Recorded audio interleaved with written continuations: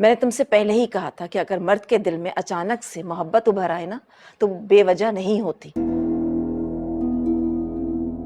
कितना मैंने तुम्हें समझाया लेकिन तुमने मेरी बात नहीं समझी। वो इन्हें मिली कहाँ से? तुम ये सोच रही हो कि वो उससे मिली कहाँ, और मैं इस बात पर हैरान हूं कि उसने इस बात की मिन्नत तक नहीं पड़ने दी तुम्हें।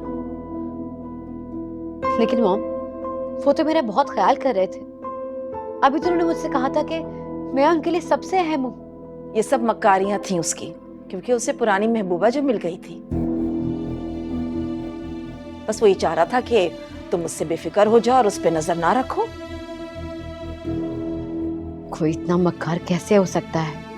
इसी दिन से मैं डरती थी। तुम्हें इतना बड़ा झूठ नहीं बोलना चाहिए था हाजरा। लेकिन वो तो शहर से बाहर चली गई थी।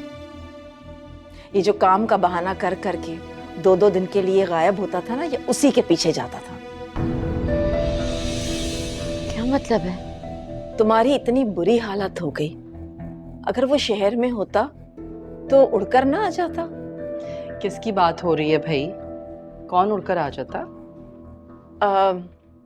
मैं इसे अपने साथ घर ले जा रही हूँ, कुछ दिन मेरे पास रह लेगी। लेकिन खालता, इस हालत में तो इसे आराम करना चाहिए। यूं सफर करना मुनासिब नहीं है। यहाँ रहकर मेरी कौन सी हालत अच्छी है? बेटा, तुम और तुम्हारा होने वाला बच्चा दोनों मेरी जिम्मेदारी है। आप अपनी औलाद को संभालें। मैं अपने बच्चे का ख्याल रख सकती हूँ। जाए यहाँ से।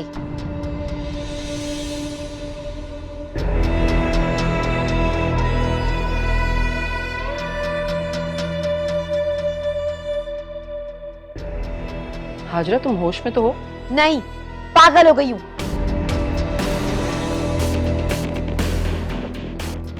और आपकी इन्हीं बातों की वजह से जब देखो आ जाती है लेक्चर देने के लिए। खुदा का वास्ता है, चली जाए यहाँ से। देख रही हैं आप कैसी अच्छी तरबियत की है आपने इसकी। अपने बेटे की तरबियत देखी है? बहुत करतार बेटा। क्या हो गया है हाजरा?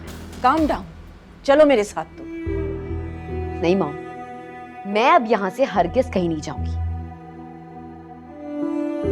धोखा तो मैंने माफ कर दिया, लेकिन ये मक्कारी मैं माफ नहीं करूंगी।